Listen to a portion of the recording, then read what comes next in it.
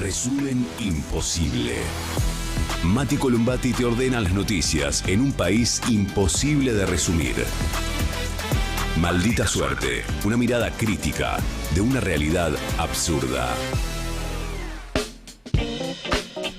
Y ahí va, 2 de la tarde, 27 minutos. Un montón de cosas que siguen pasando a pesar de que estamos en los primeros días de este mes. Ah, ya se fue. Entre otras cosas, vamos a estar hablando de lo que dejó el apagón, de la mesa política que empezó, del intento que está haciendo Diego Santilli por convencer a los gobernadores para tener algún apoyo en lo que se supone que va a empezar dentro de poco, que es el debate por la reforma laboral. Hablando de la reforma laboral, ya empieza a laburar el Congreso, se terminaron los primeros 15 días de vacaciones, así que todo el mundo a laburar. Vamos a estar hablando de eso. Bueno, tampoco que van a tirar de cabeza a laburar. Bueno, algo empezó. Y además, Milei empieza un nuevo año juntando millas, así que de todo eso vamos a estar hablando, se los vamos a estar contando. Mientras tanto, ustedes déjennos un like, un comentario y arrancamos a contar que después del apagón tenemos algunos números más concretos de los que teníamos ayer. Fueron más de 800.000 los medidores, algo así como 4 millones de personas las afectadas, las que sufrieron ayer un corte de energía masivo en el AMBA durante las temperaturas extremas. Un momento, la verdad, que fue bastante apocalíptico, ¿no? Lo decíamos ayer, incluso nosotros mismos lo sufrimos, porque después de mucho tiempo, cuando en realidad los perjudicados venían siendo quienes tienen Edesur, bueno, fue esto para la compañía Edenor. Y al mismo tiempo se estaba poniendo el cielo negrísimo. Sí. Entonces era la combinación de la falta de luz, exactamente. Sí, creo que sí. Igual vos viste lo que pasó. Y después no llovió prácticamente nada. No llovió mucho, la verdad. Sí, no, llovió muy poquito, pero la que pasó que yo creo que los Edesures, que un poco, todos los Edesures disfrutamos un poco. Sí. Había como un ánimo cierto de revancha, de que le toque un poco más a los Edenor, pero festejamos antes de tiempo. No sé si viste la curva que en un momento, Edenor empezó a devolver rápido la luz y Edesur no le devolvía, entonces en un momento eran más lo que a las 2 horas ya tenía más corte de luz Edesur que Edenor. Antes de que nos vayamos ayer, nosotros veníamos con McLaughlin también mirando entre los dos. Veíamos en directo cómo se iban conectando, consumo, claro, cómo se iban conectando nuevamente los que se habían quedado sin luz.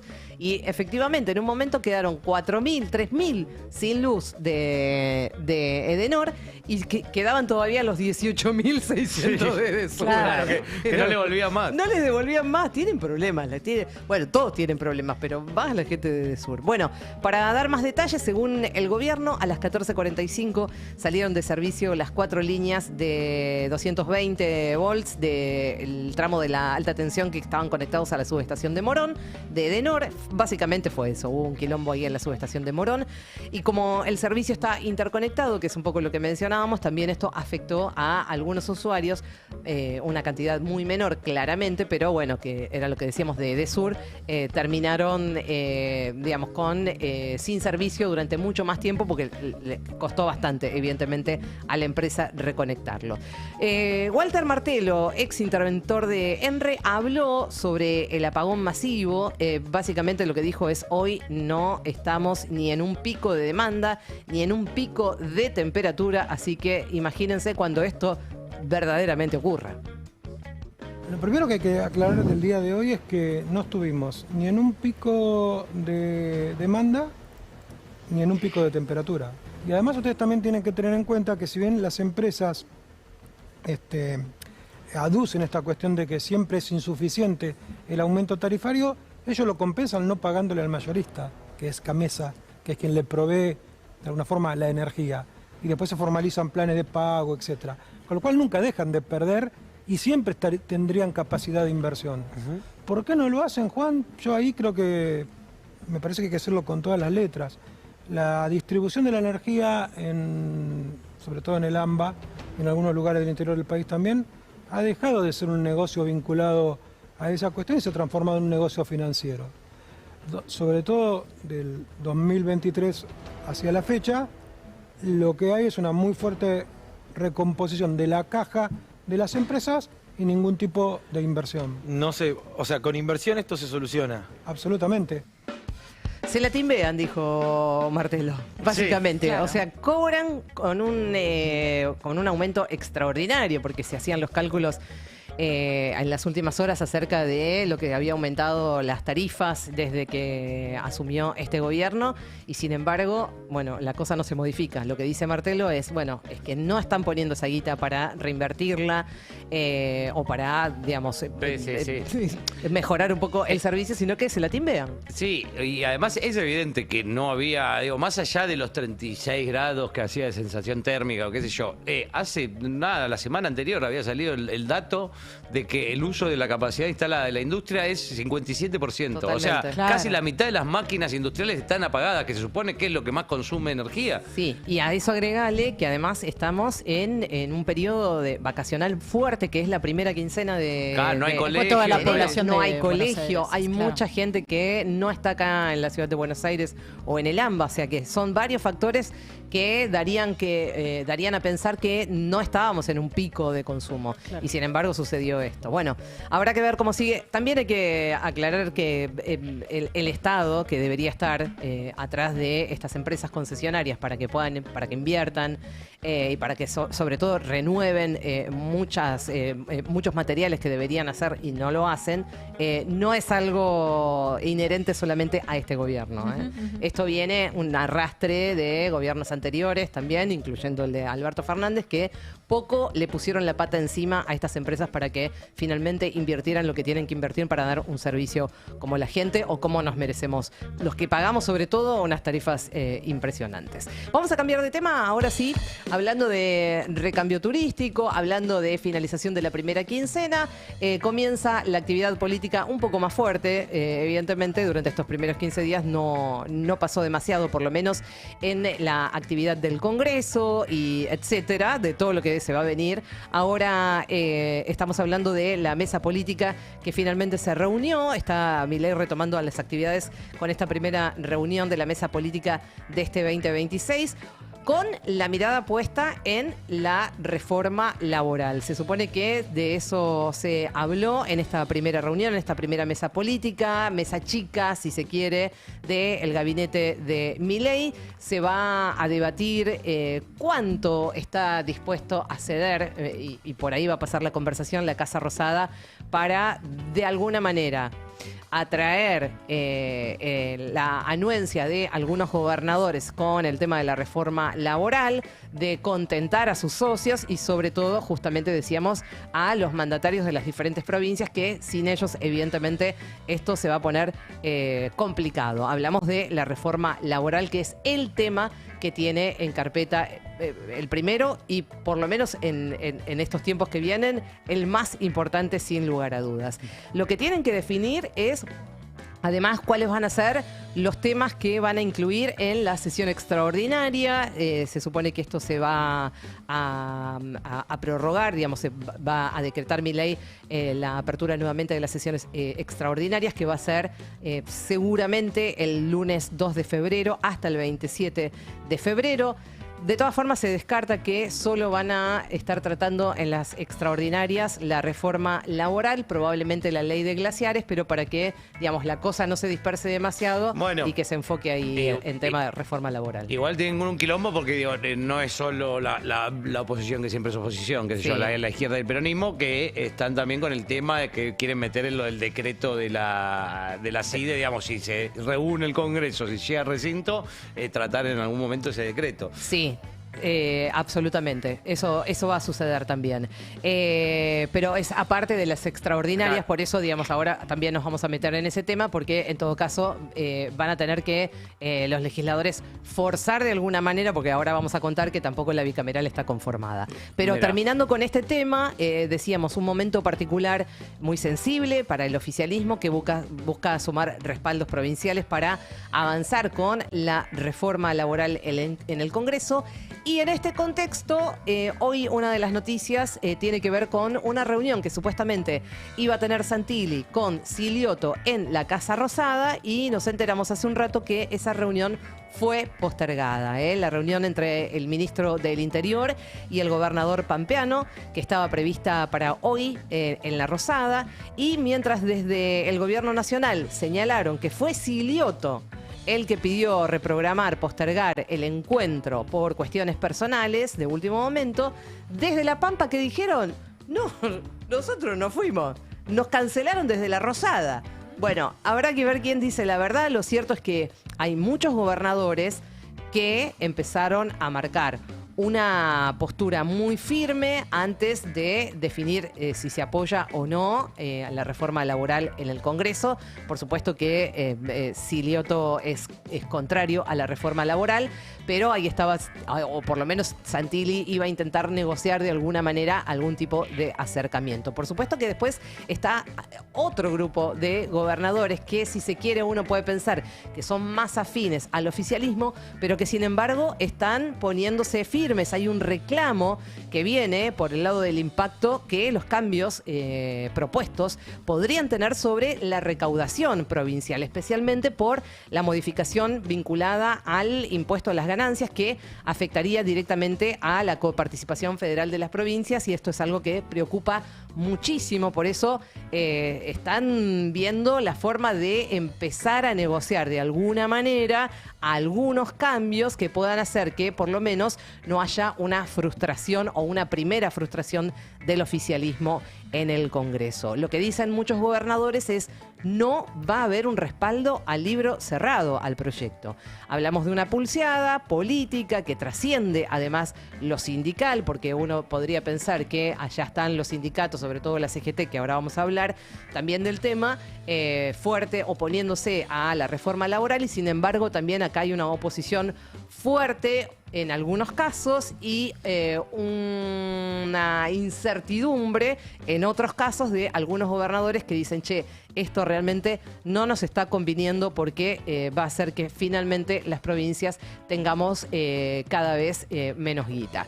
Así que eso por un lado, y por el otro, siguiendo con el tema de la reforma laboral, Bullrich también encabeza una mesa técnica en el Senado, si se quiere, que fue convocada para este viernes para escuchar, como generalmente se hace, a algunos expertos, a empresarios, a sindicalistas, y la idea es empezar a pulir el proyecto, convertirlo en ley en febrero. Vamos a recordar que esto mismo se intentó hacer en los últimos días de diciembre y finalmente Bullrich tuvo que recoger el guante, ¿no? Sí, porque la primera idea era incluso tener la ley sancionada antes de fin de año, entera, no media sanción, no dictamen, nada, tener la ley sancionada. Exactamente, por eso digo, venimos de ahí, ¿no? De un envalentonamiento tremendo de Bullrich, y con la derrota en el medio de lo del presupuesto y demás, que le hizo virar el barco. En ese momento, lo que, digamos, se leía, digamos, de la postura del oficialismo era, bueno, guardemos violín en bolsa, vamos a ver si podemos hacer algún tipo de modificación para llegar a un consenso que no signifique una nueva derrota en el Congreso. Desde ya la CGT anunció que no va a ser parte de estas reuniones, y fueron muy categóricos, dijeron: el proyecto ya está redactado, así que nosotros no vamos a ir a esta mesa, digamos, de preparación para esta reforma en el Senado. El malestar sindical que se profundizó, porque según remarcan ellos, el oficialismo nunca convocó formalmente a la CGT a debatir el contenido de la reforma, pese incluso a la participación de Gerardo Martínez de la UOCRA, que fue el único que había participado, recuerdan ustedes, allá en el Consejo de Mayo, que estuvo a fin de año también ahí en Casa Rosada, y que salió, lo recuerdo, muy caliente de esa reunión que había ocurrido, y había sido el único sindicalista que había formado parte de esa reunión. Así que la CGT directamente acaba de informar que no va a ser parte de esta mesa digamos, si se quiere, de esta mesa técnica en el Senado, para llamarlo de alguna manera. Jorge Sola, hablando de la CGT, secretario general de la Confederación General de Trabajo, advirtió que el proyecto de reforma laboral del gobierno vulnera los derechos constitucionales, que limita la representación sindical y el derecho a huelga, y anticipó un fuerte conflicto en la justicia si avanza sin modificaciones. Así que expresó lo siguiente en Radio Con Voz.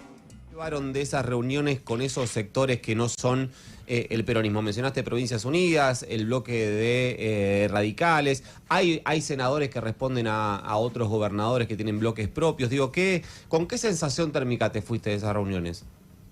Bueno, primero con un entendimiento de por qué nosotros estamos en contra de este proyecto, que no es menor, digo, porque el gobierno trata de poner en escenario que hay una oposición por la oposición misma, y la verdad que nosotros estamos lejos de ello. Nosotros somos una oposición en todo caso constructiva, que sabemos que se puede y se debe modernizar el mundo del trabajo, pero que el cambio en las relaciones de laburo entre un empleador y un trabajador no va a terminar generando trabajo por sí mismo.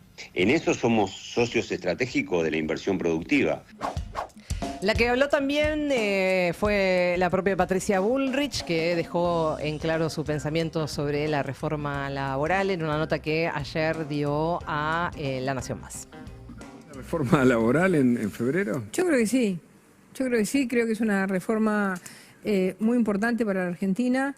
Un país que tiene diversidad en su producción, campo, industria, minería, servicios, tecnología, de todo, tiene petróleo, tiene de todo, entonces necesita que las relaciones laborales no estén ancladas en el pasado, necesita que las relaciones laborales acompañen lo que es hoy la modernización de la industria, de la tecnología, que haya realmente una ley laboral que también acompañe lo que la gente quiere.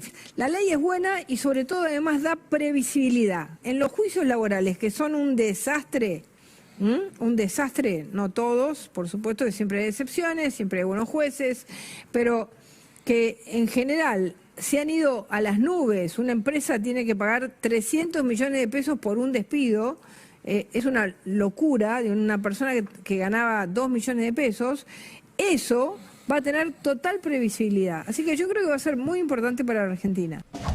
Bueno, nuevamente, la parte por el todo, evidentemente sabíamos que se iban a empezar a agarrar de esto, que insistimos, ya lo venimos diciendo, el tema de cómo repiten, digamos, como mantra, el tema de la industria del juicio, la industria de los juicios laborales, que por supuesto que está alejadísimo de la realidad que plantea Bullrich. Van a seguir insistiendo con eso. Hace algunas horas incluso estuvo en la costa Patricia Bullrich, yo no sé si la vieron, hablando con algunos empresarios, qué sé yo, si difundieron algunos videos que decían, no, bueno, esto va a cambiar a partir de ahora, porque por supuesto muestran empresarios diciendo, yo ya no puedo más con los juicios laborales. Nadie da números certeros, nadie de esa parte da números certeros, y cuando uno se va a fijar y cuando uno va a las fuentes a fijarse cuál es la incidencia, el peso que tienen los juicios laborales, es prácticamente nada, es el 0,2%, o sea, no tiene ningún sentido estar hablando de la industria del juicio. Aparte, es evidente que con la misma ley, en otros momentos se creó trabajo, claro. Y está pasando algo totalmente inédito, que es que también está en discusión, ¿no? El EMA, la actividad, el crecimiento y qué sé yo. Pero pongamos que eso sea cierto, digamos, y que hay un crecimiento del 4,5 del PBI, como dice el INDEC. Se da una cosa insólita, que es que por primera vez en los últimos, desde que volvió la democracia, hay crecimiento económico sin generar empleo. O sea, cae el laburo y hay crecimiento. Sí, y, no crece había pasado y crece el PBI. Entonces, ¿qué va a cambiar esta ley? ¿Qué va a cambiar? ¿Que de repente van a necesitar trabajadores? Está la mitad de las, recién lo decíamos por los cortes de luz, pero la mitad de las máquinas paradas.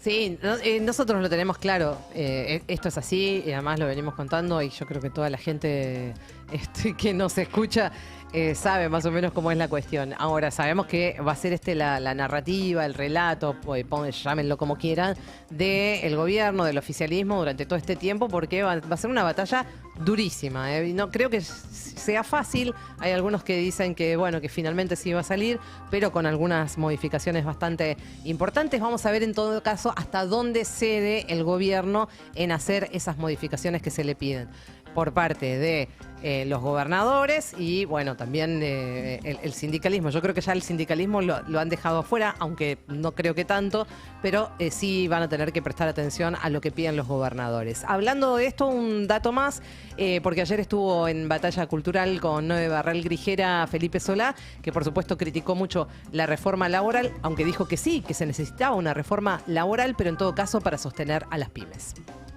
La idea central está perimida, está caída. La idea central es con una nueva ley laboral va a haber más empleo y más inversión. Es mentira. Cuando vas a los porcentajes de juicios laborales, siempre por supuesto hay exageraciones de juicios laborales, habría que defender a las pymes en caso de juicios laborales excesivos, habría que poner topes, estoy totalmente de acuerdo, hay que hacer reformas laborales, estoy de acuerdo, pero ¿cuáles? El trabajo se ha modernizado, hay trabajo en la casa, hay gente que preferiría trabajar algunas horas sí, otras no, la gente tiene más de un trabajo en muchos casos. Hay miles de razones para discutir el tema, pero no para imponer una ley laboral hecha por abogados de las grandes empresas. Pareciera que a los gobernadores... Bueno, que a los gobernadores no les gusta nada, iba a decir. No me va a religir hacer el completo la frase. Bueno, amigos, amigas, se viene esta batalla que va a ser, hablando de batalla cultural, bastante ardua. Arrancó en el día de hoy con esta mesa política, digo, en la Casa Rosada, con la mesa técnica en el Senado y con mucha agua que deberá correr bajo el puente a ver cómo finalmente se resuelve la cuestión. Vamos a cambiar de tema y sí, vamos a decir que empezó el momento de juntar millas de Javier Milei. Sí, señor, empieza a juntar millas. Él que dice que no le gusta viajar, y la verdad que se la va a pasar arriba de los aviones en estos últimos días. Tremendo. Va a viajar primero a Asunción este sábado, sí, a la firma del acuerdo Mercosur-Unión Europea. Ahí cierto. Quirno parece que va a ser el que va a poner el gancho finalmente. Y además del presidente local, no sé si me estoy metiendo en tu terreno, pero va a estar ahí Santiago Peña, que va a estar ahí Yamandu Orsi, la presidenta de la Comisión Europea, Ursula von der Leyen. No está confirmado la presencia de Lula. Pero sí que, bueno, se va a hacer en el Gran Teatro José Asunción Flores del Banco Central de Paraguay. Y vamos a ver qué es lo que sucede con esto, porque entendemos que después esto tiene que pasar, de todas formas, por sí, es una victoria para aquellos como Lula, por ejemplo, que venían pugnando para que se firme lo antes posible, pero después tiene todavía que pasar una serie de pasos. Europa, ¿no? Exactamente. Bien. Por lo cual algunos creen que va a haber una celebración como un hito histórico finalmente, después de décadas de negociación, se logró un acuerdo, pero de ahí a que se pueda implementar y en qué condiciones se va a hacer, etcétera, hay todavía un margen que está por escribirse. Bien. Después parecía que estaba, yo lo escuché como una versión de que están llegando esta tarde a Brasil, la misma delegación europea que se van a reunir con Lula en Brasil. Que primero Brasil. Parece que Kirchner estaba recaliente porque le hicieron, che, hijo de puta, le hicieron la cumbre con él solo y una cumbre paralela con él solo, y después nos mandan a la general. Lula que quería llegar en la realidad a finales del año pasado, ¿se acuerdan? Que eso quedó suspendido. Él como presidente pro tempore, también aprovechando el impulso que uno le puede dar cuando está al frente, digamos, de una plataforma, un organismo, etcétera, quería terminar de ponerle el moño finales del año que pasado, y finalmente, bueno, se hace ahora. Ya no es más Brasil. Y ahora no sé cómo estamos. Claro, ya cambió. Claro, porque ya por ahí debe haber cambiado. Ya cambió, claro, sí, ya debe haber cambiado. Así que se nos va a Brasil, se nos va a Paraguay, perdón, mañana, Milei. Y de Paraguay va a volar el domingo a Suiza, al Foro Económico Mundial de Davos. ¡Ay, qué nervios! Linda postal, una linda postal. ¡Qué nervios! ¿Qué dirá ahí? ¿Qué dirá? Para mí es eso, inmigración y apuestas abiertas. Batalla cultural en el sentido de que no vengan a cambiarnos la cultura a Occidente. Ah, bien, bueno, es verdad, ayer lo habías dicho ya. ¿Sí? Bueno, lo anotamos. En unos días vamos a saber, a ver si, no sé, a ver si te ganas la licuadora y ese tipo de cosas. Bueno, algo le tenemos que dar. Pero hablando de viajes, se va ahora, en un ratito se va para Córdoba, para estar presente en el Festival Nacional de Doma Folclore de Jesús María. Sin caballo. Sin caballos, sí. Eso después creo que lo va a contar Jera porque la verdad que es tremendo. Todo lo que se armó alrededor de si iba a llegar en caballo o si no iba a llegar en caballo. Bueno, sí hay que decir que es un festival que no fue visitado por muchos presidentes. Fue Néstor Kirchner en el 2004, sí estuvo ahí. En el Festival de Jesús María y estuvo en el 2016 Macri. Fueron los únicos presidentes hasta ahora en visitar esta fiesta gaucha de Doma y Folclore. La que iba siempre era Vicky Villarroel. Vicky Villarroel, claro, ya tenía copada la parada y entonces evidentemente ahí pasó algo. No, en realidad lo que cuento un poquito más o menos cómo viene la historia. Parece que lo va a estar acompañando Diego Santilli, Karina Milei, Martín Menem, que lo va a recibir el referente del mileísmo en Córdoba, que es Bornoroni, que es el que parece que está armando todo ahí. Se va a sumar a la recepción de Milei el intendente local, que es un radical con peluca que se llama ahora Federico Zárate, que vino a reemplazar a Picat, que fue otro radical con peluca que, se hizo totalmente libertario. Y este Zárate también ya, dio muestras de su fe libertaria. Buena oportunidad, dicen muchos, para empezar a plantar bandera nuevamente y a jugar fuerte en Córdoba, cuando lo tenés también a Luis Juez, que ya dijo que hoy no iba a poder estar, lamentablemente, porque arranca una gira, igual que de Loredo, que tampoco va a poder estar porque justo se iba de viaje hoy. Sí. Dos que igual se mueren de ganas de ser candidatos de Milei ahí en Córdoba. Claro, se mueren de ganas, pero parece que es Karina la que dice de ninguna manera y que lo quiere posicionar mucho a Bornoroni. Por eso Bornoroni es el que está jugando fuerte ahora y es el que está armando toda la llegada de Milei ahí a Jesús María. Un poco es el jefe político del candidato que pusieron, que era totalmente desconocido, que era Roca. Exacto. Pero le responde a Bornoroni. Sí, así que ahí está la cuestión. Parece que va a ser una buena oportunidad para lo que se llama el primer besamanos de quienes quieran ir sumándose a las... Manos, dijo, besamanos. Armado por Bornoroni y por Picat, que era el anterior intendente de Jesús María, un tipo libertario espectacular. Y también, por supuesto, por Zárate, que es el nuevo intendente de Jesús María. Así que en un ratito Jera cuenta que no va a ir en caballo. No. La respuesta primero no. Bien. Cambiamos de tema, amigos. Nos vamos a ir al DNU de la CIDE, que cambia finalmente, digamos, todos los registros y los condicionamientos de la ley de inteligencia, que acaba de ingresar al Congreso. Y también vamos a hablar de la justicia que rechazó abrir la feria para tratarlo. El gobierno finalmente envió al Congreso este decreto de necesidad y urgencia que reformó la ley de inteligencia nacional y ahora comienza, obviamente, a correr el plazo de los 10 días hábiles para que este decreto tenga un tratamiento en las diferentes comisiones y después pueda ser tratado en el recinto. Como lo decíamos hace un ratito, hay un problema muy grande, que la comisión bicameral no está conformada. Es decir, ni Victoria Villarroel, ya que estábamos hablando de ella, que preside el Senado, ni el presidente de la Cámara de Diputados, Martín Menem, se ocuparon de completar la conformación de esa comisión, ni tampoco la de seguimiento de los organismos de inteligencia que deberían intervenir en estos casos. ¿Qué quiere decir esto? Bueno, que o van a tener que apurar la conformación de las comisiones, aunque ya trascendió que el gobierno no está apurado que esto ocurra. Aparentemente no lo van a hacer hasta el inicio de las sesiones ordinarias que van a ser en el mes de marzo. Preguntarán ustedes entonces, ¿qué pasa en estos casos? Bueno, Cumplido los 10 días hábiles, esto va a ser, se cumple el 29 de enero, las dos cámaras, tanto diputados como senadores, van a estar en condiciones de tratarlo con quórum necesario para abrir la sesión sin que haya pasado por esas comisiones que no están conformadas. ¿Se entiende? Algo parecido había sucedido el año pasado. Siempre y cuando tengan el número, pueden pedir abrir la sesión sin que el proyecto o el DNU, en este caso, haya pasado por las comisiones. Ahora, se planteó también desde muchos organismos la pata judicial, es decir, vamos a frenar esto. Hay mucha preocupación por la modificación de la ley de inteligencia.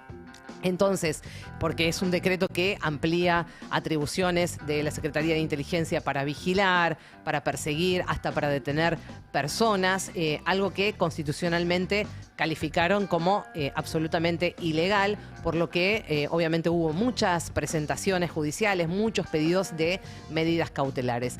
Vamos a escuchar qué era lo que decía Maxi Ferraro. Ayer charlaba al respecto con Carla Pelliz, acá en el Destape.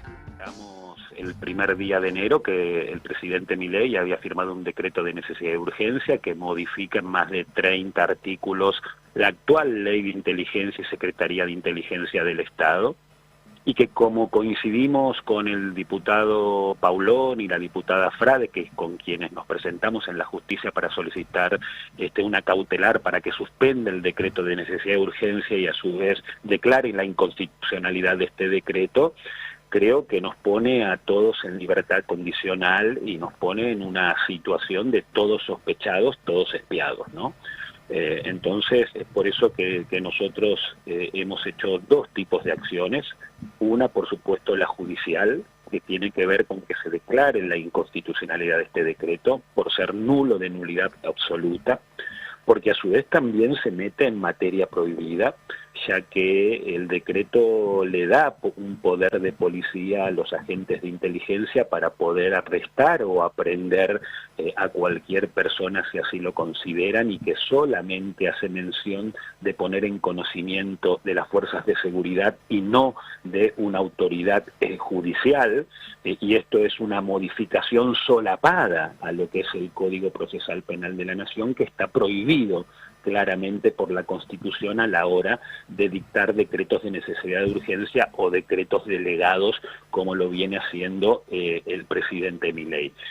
Sumado también a las tareas de contrainteligencia que se disponen para el sector público nacional y en donde están o estarían implicados titulares de distintos órganos u organismos del Estado, como a su vez las tareas encubiertas que no están definidas y no es preciso en el decreto de necesidad de urgencia, con una vaguedad y una peligrosidad de estos tres puntos principalmente. Bueno, ahí lo teníamos a Maxi Ferraro, diputado nacional de la Coalición Cívica, contando cuáles habían sido las estrategias. Una de ellas, como lo mencionaba Ferraro, fue la judicial. Hay novedades en relación a esto, con no muy buenas noticias, porque finalmente hubo una resolución del juez de feria Walter Lara Correa que rechazó finalmente habilitar el tratamiento de los 5 amparos que habían sido presentados para suspender inmediatamente la aplicación o los efectos de este decreto de necesidad y urgencia. Y básicamente lo que plantea Lara Correa es que, primero, él es juez de feria, que en todo caso es algo que eso lo tienen que evaluar los jueces naturales, que una vez que termine la feria judicial, y que en todo caso tampoco hay una urgencia de tratamiento para Walter Lara Correa. No hay urgencia en el tema, así que esa es la última información que hay en relación a todos los amparos que había para frenar este decreto que, bueno, hace agua por todos lados. Vamos a cambiar de tema, nos metemos simplemente un cachitito con el tema económico para hablar de que finalmente el Banco Central compró por 9º día consecutivo dólares, que le dio un saldo neto a favor de 563 millones de dólares. Ayer la compra fue de 47 millones de dólares, sin embargo, las reservas cedieron, o sea, bajaron en 71 millones de dólares hasta los 44.646 millones, porque bueno, el gobierno pagó vencimientos por casi 100 millones al BID y al Banco Mundial esta semana. Digo, para hacer un pequeño panorama, aunque sea meternos un cachitito en lo que está sucediendo en la cuestión económica, que más allá de los festejos, las celebraciones y de los cómics de gente musculosa y de gente que paga totalmente deudas todo el tiempo, la cosa parece que no viene demasiado bien. Bueno, el otro día, que vienen lo que se llama la deuda en pesos, ¿no? Que se cada tanto, que era la LECAP, BONCAP y no sé qué, que lo viene, todos los meses tienen vencimientos, ¿no? Digamos que lo tienen que renovar. Y tuvieron que poner una tasa del 50%, cuando la inflación que dicen que de este año es del 10%. O sea, 40 puntos más de tasa que lo que va a ser de inflación le están ofreciendo para que agarren esos bonos. Bueno, y pegaron además un mensajito, digo, el gobierno tuvo un mensajito de aliento de Julie Kozak, de la directora de comunicación del Fondo Monetario Internacional. Vamos a ver el tuit que puso Julie Kozak, que hablaba de que, bueno, Argentina había comprado reservas, que era, bueno, de alguna manera una maniobra que a ellos les caía muy bien y alientan mucho las medidas que están tomando las autoridades para reconstruir las reservas, era lo que decía Julie Kozak. Incluso habló, dio conferencia de prensa y contó que estaban realmente muy, muy contentos por cómo la manera de acumular reservas que está teniendo en estos momentos el Toto Caputo. En este marco, la cotización del cambio oficial siguió bajando y tuvo la mayor caída en 2 meses. Una de las últimas informaciones, antes de viajar al exterior y ver cómo está el panorama internacional, hablamos del paro de controladores aéreos, un conflicto entre el gobierno de Milei y el gremio que vuelve a tensarse hoy mismo, este viernes, por el fin de la conciliación obligatoria dictada por la Secretaría de Trabajo, que podría retomar los paros en plena temporada alta, lo que obviamente va a ser bastante dificultoso para la gente que quiera moverse en avión acá en nuestro país. La compañía estatal anunció una nueva audiencia para el 16 de enero, es decir, para hoy, y ahí podrían pedir por lo menos una prórroga de 5 días hábiles de la conciliación obligatoria en un intento de tratar de frenar el relanzamiento de otras medidas de fuerza. En su comunicado, la empresa argentina de navegación aérea, la EANA, acusó a la Asociación de Técnicos y Empleados de Protección y Seguridad de Aeronavegación de mantener una postura intransigente. De todas formas, desde el gremio que lidera Paola Barrita, se mantiene la amenaza de nuevas medidas de fuerza que podrían comprometer el flujo de pasajeros. Lo último que contamos en relación a esto es que lo que están diciendo los trabajadores es que la decisión se tomó tras el fracaso de las negociaciones con la empresa estatal EANA y denunciaron el incumplimiento de acuerdos y la falta de diálogo desde el 2004, desde hace 2 años. El gremio siempre aclaró que de todas las medidas quedan, por supuesto, exceptuadas todas las operaciones aéreas que tengan que ver con emergencias, con vuelos sanitarios, humanitarios, etcétera. Así que estaremos atentos a lo que suceda con esto, si finalmente hay una prórroga de 5 días o no de la conciliación obligatoria, para ver si no hay un paro de controladores aéreos que podría dejar un quilombo bastante importante en el momento del recambio turístico, además, ¿no? Como mencionábamos hoy, 16 de enero. Una última información y ya te dejo, Ori, te juro que ya no hablo más. Además ya no puedo más. Dame la mano que tengo un par de cositas para contar. Ahí te doy. Porque hubo nuevo récord de personas en situación de calle. Esto llamó la atención porque es un relevamiento que publicó, o sea, se hizo público, oficial, del gobierno de Jorge Macri. O sea, así todo, da cuenta este informe que alcanzó niveles récord. Lo que relevaron es que hubo un mayor incremento para el oficialismo de la ciudad de Buenos Aires. No es que hubo un incremento en la gente que vive en la calle, o sea, la gente en situación de calle, pero sí hubo un incremento muy importante en la gente que vive o que está asistiendo a los paradores transitorios. El censo fue realizado en noviembre de este año que acaba de terminar. Hubo, según cuenta el gobierno de Jorge Macri, 85 equipos del gobierno de la ciudad que relevaron tanto personas que pernoctan en la vía pública como quienes reciben alojamiento en los centros oficiales. Al comparar los datos con la medición de mayo, se registró un aumento general de la población en situación de calle con una dinámica que expone el deterioro social sostenido. Así que es impresionante porque en realidad lo que muestran es que se multiplicó por 4 la gente que está viviendo o que asiste por lo menos a los paradores. Por ahora, esta es la información de la Argentina. Ahora sí, nos vamos a ver qué es lo que sucede en el mundo. Y si estás de acuerdo, Gaby, vamos a empezar con una foto. A ver cómo pinta. María Corina Machado cumplió con su promesa. Ahí va. Ahora sí tenemos la foto en pantalla que la muestra María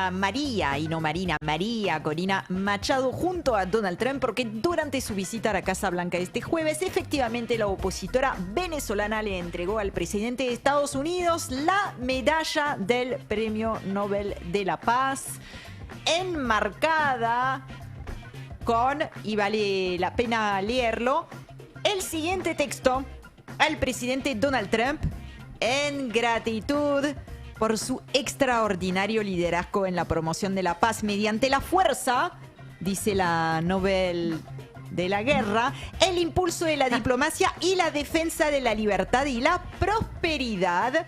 Aparece entonces en el centro la medalla del Premio Nobel de la Paz 2025, concedida en su momento a María Corina Machado. ¿Se la dio nomás entonces? Dice también, se la dio nomás, presentada como símbolo personal de gratitud en nombre del pueblo venezolano, en reconocimiento a la acción firme de principios del presidente Trump para asegurar una Venezuela libre. El coraje de Estados Unidos y de su presidente Donald Trump nunca será olvidado por el pueblo venezolano. Bueno, podemos coincidir en que nunca será olvidado Donald Trump, tampoco será olvidada María Corina Machado. No veo que sea por su coraje de ninguno de los dos. La humillación no tiene límites, y yo creo que la RAE por estas horas está muy contenta porque estamos todos buscando palabras, sinónimos para expresar esto que estamos viendo en pantalla y esto que les estoy contando. Algunos dicen una entrega inaudita, otros hablan de una situación irrespetuosa, patética, vergonzosa. Yo escuché una. A ver. Migajera. Me gusta. Yo me apunté el comentario de alguno en las redes sociales que decía, ni las sandalias se arrastran así. Me pareció tener mucho ingenio para describir una situación que efectivamente a todas luces es vergonzosa. Cada uno se quedará con la palabra que más le guste, pero no podemos no coincidir en lo que estamos viendo. El Comité del Nobel, recordemos, se vio obligado en algún momento a recordarle a Corina Machado que la medalla puede cambiar de dueño porque cada uno puede hacer con esa medalla lo que le pinte. Algunos incluso llegaron a ponerla en venta, en subasta, para después utilizar los fondos para proyectos que valen la pena, ¿no? Pero el título de un laureado galardonado, digamos, con el Premio Nobel de la Paz, no se puede dar. Entonces sí, bueno, que reciba la medalla, el título queda en manos de María Corina Machado. Bueno, fíjate, Comité Nobel de la Paz, a quien elegís la próxima, ¿no? Claro, porque encima salieron de vuelta a decirle, no, no se puede. Claro, salieron nuevamente, ya lo habían dicho cuando se empezó a rumorear, era mucho más que un rumor, era una declaración de intención por parte de Machado. Bueno, le volvieron a decir, hacé lo que quieras, lo que se te pinte con la medalla, el título es tuyo, fíjate. Machado trató de darle una trascendencia histórica al gesto, le escuchamos. Le decía al presidente Trump que hace 200 años el general Lafayette le entregó a Simón Bolívar una medalla con la cara del presidente George Washington. Ahora sí. Y desde entonces Simón Bolívar nunca la dejó. Nunca. Hasta el día de su muerte conservó la medalla. Nunca, nunca. Justo 200 años después, los herederos, el pueblo de Bolívar, le entrega al presidente de los Estados Unidos en retribución una medalla. Cierra todo, amigos. Ahora entendemos, bárbaro. Justo 200 años después. El que no entiende porque no quiere. Claro. Bueno, trató de Qué darle... coincidencia, por Dios. Ahora, yo les quiero ver... Trump vendría a ser como Bolívar. ¿Algo hace? O ella, no se sabe. Porque no yo sé. viera que si ella se es un poco comparó como Lafayette, Bolívar o Lafayette. No, bueno, porque ella está miren, entregando... chicos, o sea, yo no llego hasta ahí. Lo que sí me hubiera gustado ver la reunión de brainstorming, ¿no? Del equipo de comunicación de Machado cuando dijeron, che, le tenemos que, no sé, lo tenemos que disfrazar de algo histórico, busquemos. Y entonces fueron buscando qué es lo medalla. que 200 años atrás. Y bueno, llegaron entonces a esta comparación. Trump le agradeció el premio con gestos más bien mesurados. Ha utilizado Donald Trump algunas palabras escritas en mayúscula, pero no fue mucho más allá de eso. Fue un gran honor, dijo, para mí conocer a María Corina Machado. Es una mujer maravillosa que ha pasado por muchísimo. María me entregó su premio Nobel de la Paz por el trabajo que he realizado. Un gesto maravilloso de respeto. Está bien, siempre tiene... Yo. Claro, ¿no? claro. Como no, eso como... me lo merezco. La verdad que me lo merezco. Claro. La verdad que me lo merezco. Buen punto, porque la verdad que, bueno, bien lo valgo, ¿no? Esto, recordemos, un día después de que Trump hablara con la presidenta interina de Venezuela, que es Delcy Rodríguez, un día después, unas horas después que dijera a la prensa que es una persona estupenda, ¿no? Y que están trabajando de la mejor manera.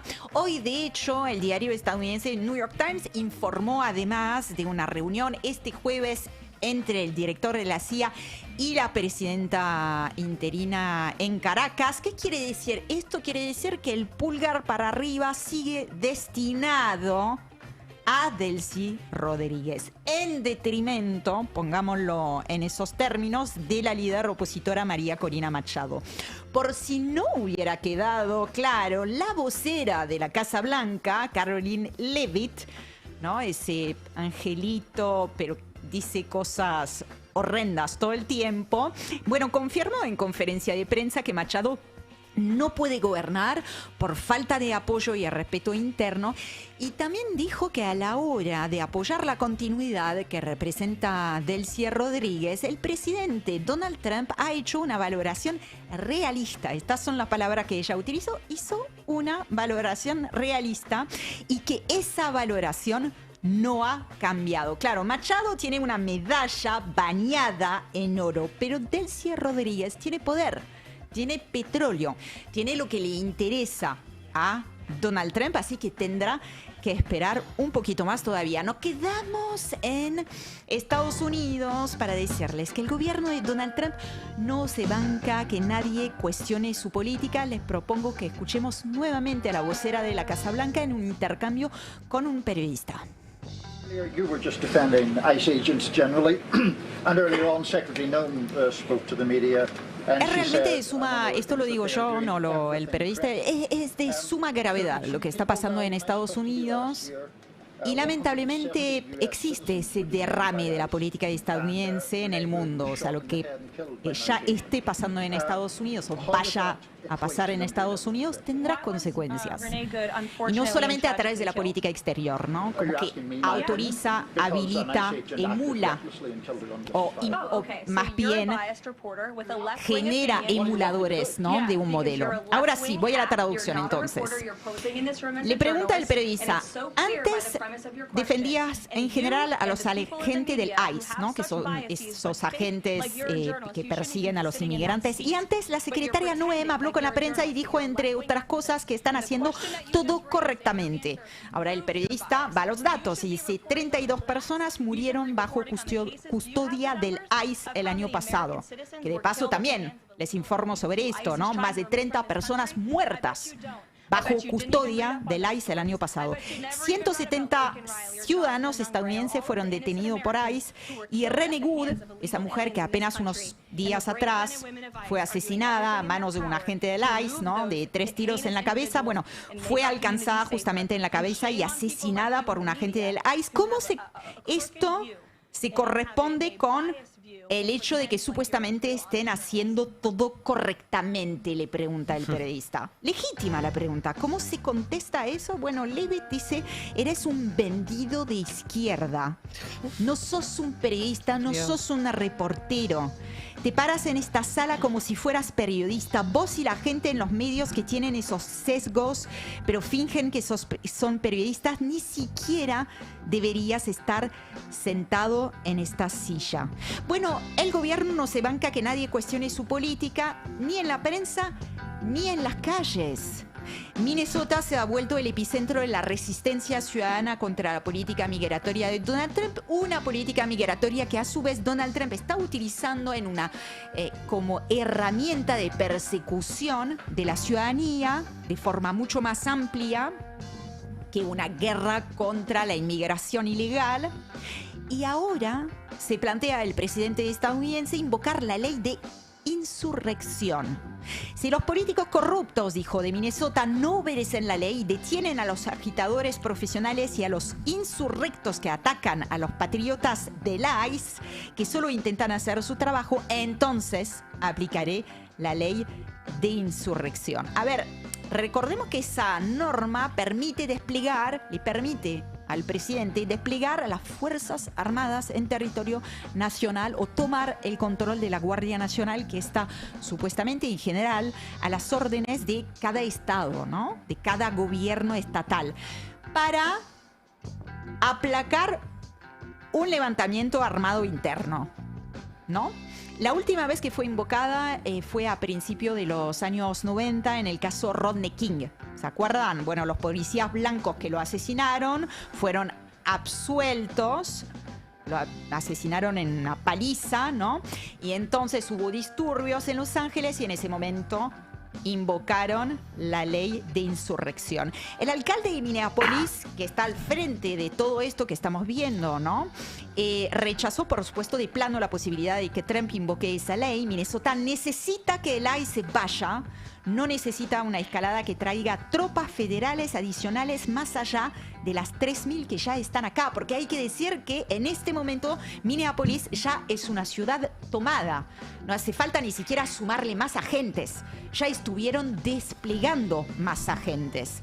También reaccionó el gobernador de Minnesota, Tim Walz, ex candidato a vicepresidente, ¿no? Quien perdió en 2024.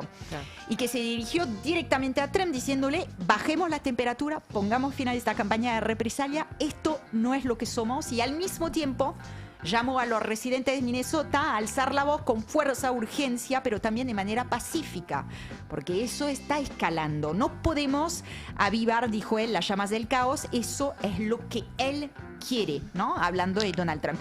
Y les propongo, porque es muy interesante que escuchemos en boca justamente de Tim Walz, ¿cuál es el estado de situación en este momento? Estamos hablando de una ciudad estadounidense. A ver. What's happening in Minnesota right now defies belief. Me parece que es interesante porque logra resumir un estado de situación que para nosotros es muy difícil de percibir a la distancia.